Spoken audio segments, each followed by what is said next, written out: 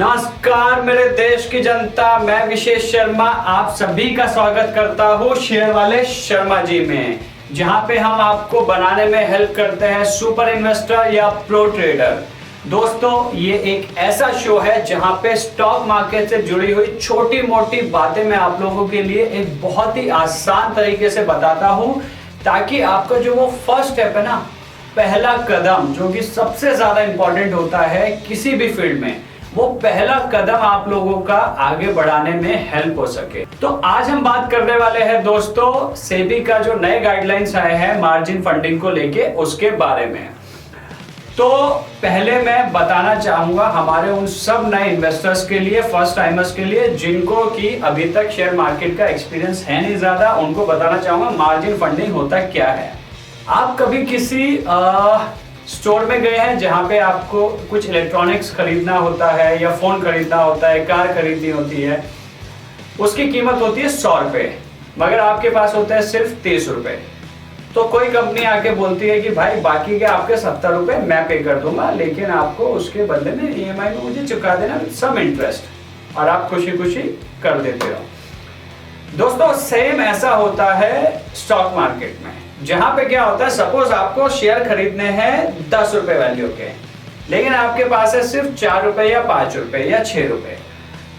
तो ऐसे में जो ब्रोकर्स होते हैं वो आपको एक फैसिलिटी एक्सटेंड करते हैं जिसको बोलते हैं मार्जिन फैसिलिटी, कि भाई आप जो है अगर 10 रुपए की वैल्यू का है तो एक प्री डिसाइडेड जो भी होता है उतना अमाउंट आप हमें दे दीजिए, और उसके बदले में आप ज्यादा अमाउंट के आप शेयर खरीद लीजिए।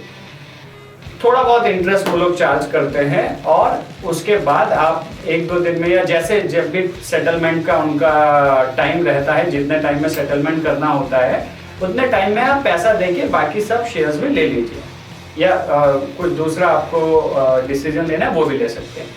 तो मेरा भाई, ये तो था मार्जिन फंडिंग। अब ये मार्जिन फंडिंग में थोड़ा सा रूल जो है सेबी ने कर दिए चेंज, और उसके बाद से यकीन मानिए इन्वेस्टर्स के लिए हो गया और ज्यादा अच्छा सिचुएशन और ज्यादा फायदा। क्योंकि क्या होता था ना, कुछ इन्वेस्टर्स पहले चाहे अनचाहे ज्यादा रिस्क ले लेते थे, जो उनको बाद में भारी पड़ सकता था। मगर अब सेबी के नए रूल्स के बाद उसमें क्या होगा, उसमें इन्वेस्टर्स का होगा प्रोटेक्शन, और ब्रोकर्स के लिए भी ये अच्छी चीज है, क्योंकि उनके ऐसे क्लाइंट्स जो अनइंटेंशनली ज्यादा रिस्क लेके डिफॉल्ट में जाने के जिनकी प्रोबेबिलिटीज होती थी, वो अब एक प्रोटेक्टेड तरीके से मार्जिन फंडिंग को यूज करेंगे, इस्तेमाल करेंगे। It's a win win situation for brokers as well as for you my friend. और अब बताता हूं कैसे फायदे का सौदा है। पहले क्या था, जब भी आप कोई मार्जिन पे ले रहे स्टॉक्स, तो वो आपके ब्रोकर के अकाउंट में रहते थे, या आपको पावर ऑफ अटर्नी उनके नाम पे करनी पड़ती थी। मगर सेबी के नए रूल्स के हिसाब से आपके अकाउंट में ही रहेंगे आपके मार्जिन पे लिए गए शेयर्स, और पावर अटर्नी आपको नहीं करनी पड़ेगी। और दूसरा जो रूल है सेबी का, वो रूल ऐसा कहता है, पहले क्या करते हैं, आपने सुना होगा BTST, buy today sell tomorrow. तो पहले क्या करते थे, मार्जिन पे लेके अगले दिन बेच देते थे।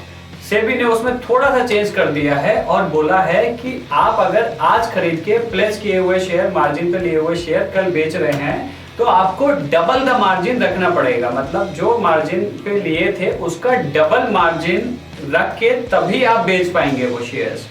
और एक और चीज जो की पॉइंट है, जो पहले क्या होता था कि जब आप प्लेस किए हुए जो मार्जिन पे आपके शेयर्स लिए जाते थे, उसका आपको सेटलमेंट आप करते थे at the end of the day. अब आपको करना पड़ेगा बिगिनिंग ऑफ द डे।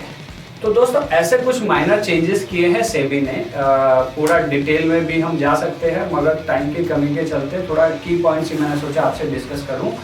इसका इम्पैक्ट क्या होगा? इम्पैक्ट होगा स्पेशली जो कैश सेगमेंट में जो ट्रेडिंग वॉल्यूम्स थे हमारे, उसके ऊपर इसका इम्पैक्ट होगा।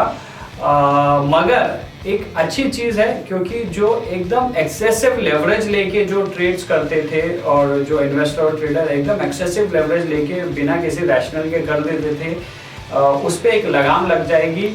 जो ट्रेडर्स है उन पे ज़्यादा कुछ फ़र्क पड़ेगा नहीं, एक्सेप्ट फॉर द फैक्ट कि जो मार्जिन पे जो ट्रेड करते हैं उनका थोड़ा सा मार्जिन कॉस्ट बढ़ जाएगा। because they will be asked to put in a specific margin cost before they go ahead.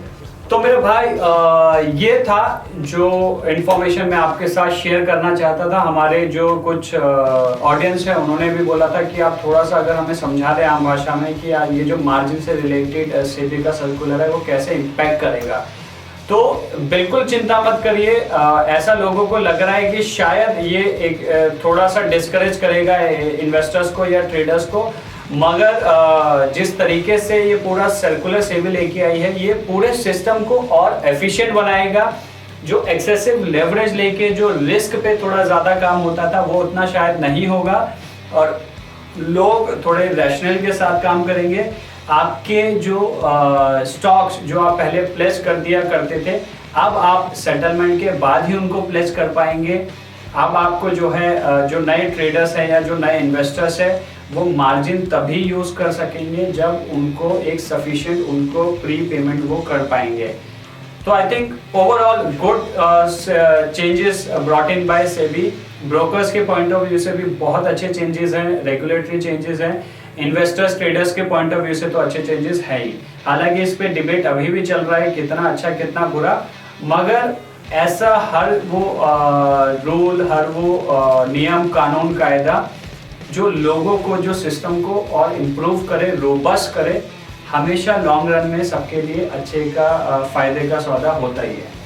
तो मेरे भाई इसी के साथ आज का एपिसोड हम यही ख़त्म करते हैं। उम्मीद करते हैं कि आपको मार्जिन फंडिंग से रिलेटेड इंफॉर्मेशन समझ आई होगी। अगर आपको डिटेल में जानना है लिंक हमने दे रखा है, हमने एक आर्टिकल भी पीछे किया था कि मार्जिन फंडिंग के ऊपर, आप वहाँ जाके वो पढ़ सकते हैं, इसको और डिटेल में समझ सकते हैं कि इसके क्या और इम्प्लीकेशंस होंगे। बाकी तो आप खुद ही समझदार है। स्टॉक मार्केट में बने रहिए, सैनिटाइजर का इस्तेमाल करिए, मास्क लगाए बिना घर से बाहर ना ना ना ना ना बिल्कुल मत निकलिए और देखते रहिए शेयर वाले शर्मा जी। Stay bullish.